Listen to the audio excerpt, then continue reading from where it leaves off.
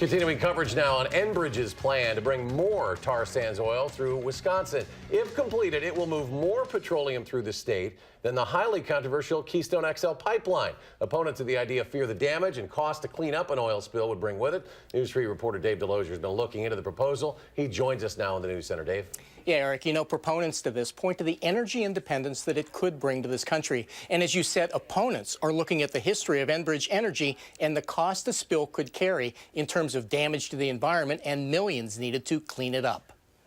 Every day beneath this field flows hundreds of thousands of barrels of petroleum. Enbridge Energy's Line 61 runs 322 miles south from Superior to refineries in Illinois. They are planning to add pump stations and increase the flow of oil through the state to 1.2 million barrels a day. We are not wanting to stop petroleum transportation, but we want it to be as safe as possible. Concerns that come from past experience. In 2012, a failure in the pipeline resulted in 1,200 barrels being spilt in Adams County. In 2010, near Marshall, Michigan, 834,000 barrels of oil spilled into the Kalamazoo River.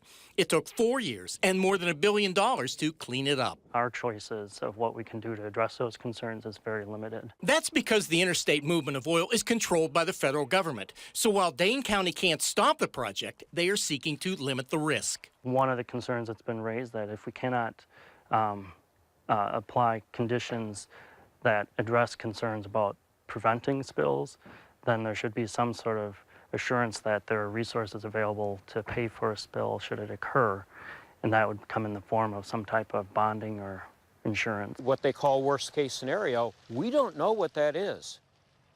And so asking for insurance should be the least of what we can do here.